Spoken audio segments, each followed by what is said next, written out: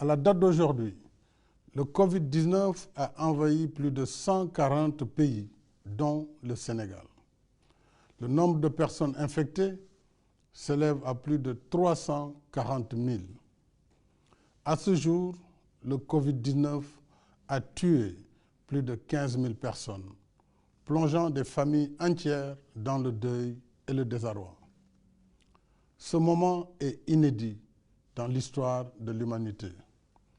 Voilà que l'infiniment petit fait trembler le monde entier de façon brutale, rapide et massive, ignorant les frontières, frappant sans distinction pays riches comme pays pauvres et sans égard pour le statut social des uns et des autres.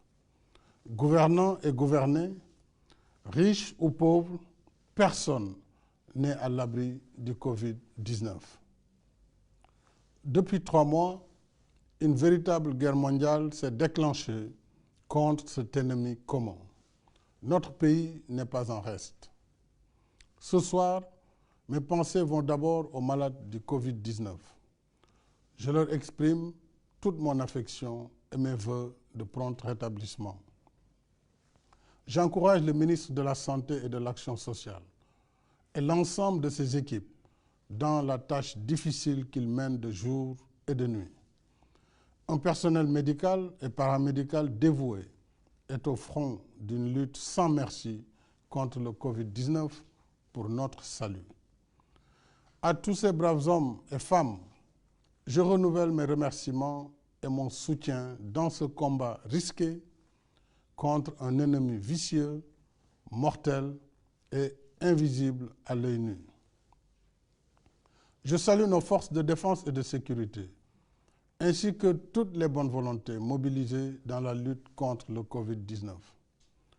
J'exprime ma gratitude à toutes les forces vives de la nation, classe politique, majorité et opposition réunies, mouvements citoyens, partenaires sociaux, secteur privé, guides religieux et coutumiers et citoyens. Vous êtes nombreux à soutenir l'élan national de riposte contre le Covid-19. Depuis l'apparition du premier cas, le 2 mars dernier, le gouvernement a mis en place un plan de contingentement en cours pour endiguer la progression de la maladie. Mais de toute évidence, nous n'y sommes pas encore parvenus. Au contraire, d'un premier cas déclaré le 2 mars, nous en sommes aujourd'hui à 71 malades sous traitement dans les 4 arrondissements de Dakar, ainsi qu'à Mbao, Yeumbeul, Guédiawaye, Rufisque, Touba, Mbour, Thiès, Popenguine, Saint-Louis et Ziguinchor. 1561 personnes en contact avec la maladie sont présentement suivies et seront désormais confinées dans des réceptifs hôteliers par le ministère de la Santé et de l'Action sociale. L'épidémie qui était confinée à un seul foyer s'est étendue à d'autres localités du pays. C'est dire que le virus gagne du terrain. J'ajoute qu'à ce jour, il n'y a ni vaccin, ni médicaments homologués contre le Covid-19. Ce soir, mes chers compatriotes, et je vous le dis avec solennité, l'heure est grave. La vitesse de progression de la maladie nous impose de relever le niveau de la riposte. À défaut, nous courons un sérieux risque de calamité publique. En conséquence, en vertu de l'article 69 de la Constitution et de la loi 69-29 du 29 avril 1969, à compter de ce soir à minuit, je déclare l'état d'urgence sur l'ensemble du territoire national. Le gouvernement, les autorités administratives et l'ensemble des services de l'État concernés prendront toutes les dispositions nécessaires à l'application sans délai du décret sur l'état d'urgence. J'ordonne les forces de défense et de sécurité de se tenir prêtes en vue de l'exécution immédiate et stricte des mesures édictées sur l'étendue du territoire national. Conformément à la loi sur l'état d'urgence, ces mesures donneront en particulier aux autorités administratives compétentes le pouvoir de réglementer ou d'interdire la circulation des personnes, des véhicules ou des biens dans certains lieux et à certaines heures. D'interdire à titre général aux particuliers tout cortège, défilé, rassemblement et manifestation sur la voie publique. D'ordonner la fermeture provisoire des lieux publics et lieux de réunion. D'interdire à titre général aux particuliers les réunions publiques ou privées de quelque nature qu'elles soient susceptibles de provoquer ou d'entretenir le désordre. Ces mesures non exhaustives pourraient évoluer en fonction des circonstances. Elles sont assorties d'un couvre-feu sur l'étendue du territoire national de 20 heures à 6 heures. Une limitation et au besoin une interdiction sera imposée au transport de voyageurs de région à région. Le ministre en charge des Transports, en rapport avec les ministres de l'Intérieur et des Forces armées, prendra les dispositions nécessaires à l'application de cette mesure, y compris en milieu urbain.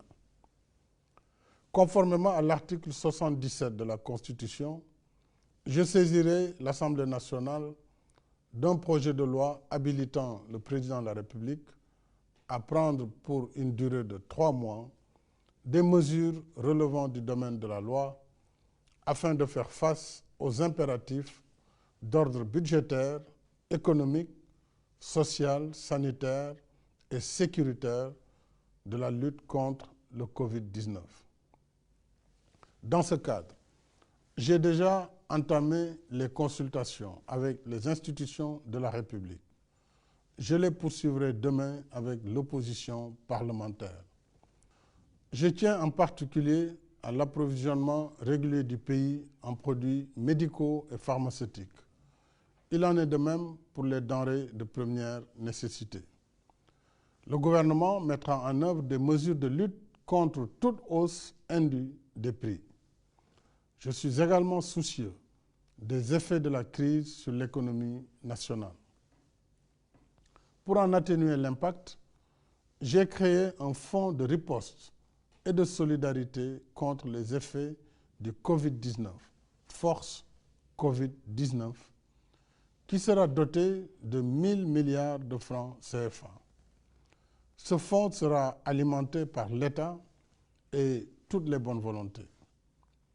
Je lance un appel à tous, au secteur privé et aux partenaires bilatéraux et multilatéraux, afin qu'ils apportent leur soutien aux forces Covid-19. Les ressources du fonds serviront, entre autres, à soutenir les entreprises, les ménages et la diaspora. Une enveloppe de 50 milliards sera consacrée à l'achat de vivres pour l'aide alimentaire d'urgence. Des mesures fiscales générales et spécifiques seront également prises en soutien aux entreprises. Au titre des mesures générales, il sera accordé une remise partielle de la dette fiscale constatée au 31 décembre 2019 due par les entreprises et les particuliers pour un montant global de 200 milliards.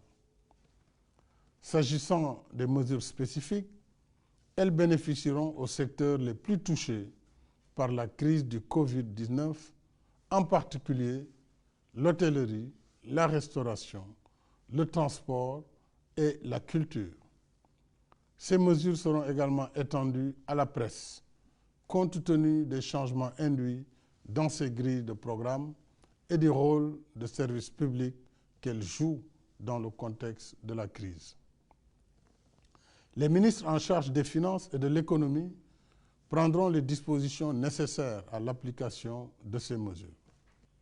Mes chers compatriotes, l'état d'urgence que je déclare aujourd'hui n'est pas une fin en soi. Il ne s'agit pas non plus d'arrêter l'activité économique.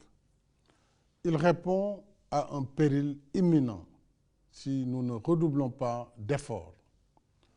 Face au péril, l'état d'urgence nous donne les moyens de renforcer nos rangs et d'intensifier nos efforts de lutte pour vaincre notre ennemi commun. Je rappelle que le virus porteur de la maladie ne se déplace pas de lui-même. Il circule à travers les personnes qui le portent, qui le déposent dans différents endroits et qui le transmettent ainsi à d'autres. Par conséquent, en limitant nos déplacements et nos rassemblements, nous arrêtons la circulation du virus. Si nous le faisons, nous avons la chance de gagner le combat contre le Covid-19. Par contre, et je vous le dis avec insistance, si nous continuons de faire comme si de rien n'était, le virus va se propager de façon encore plus massive et plus agressive.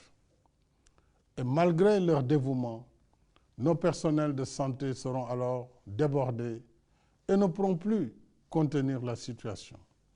C'est le pire des scénarios. Nous ne le souhaitons pas.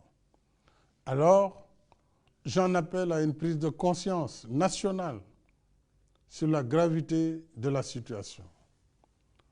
J'en appelle à la responsabilité de chacun et de chacune. J'en appelle à l'esprit citoyen et patriotique de toutes et de tous. Limitons nos déplacements. Évitons les rassemblements de quelque nature qu'ils soient.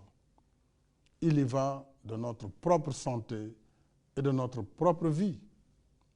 Il y va de la santé et de la vie de nos familles et de nos communautés. Mobilisons-nous, mes chers compatriotes. Ne laissons au virus ni la vie, ni nos vies. Il y va de notre salut. Il y va du salut de la nation.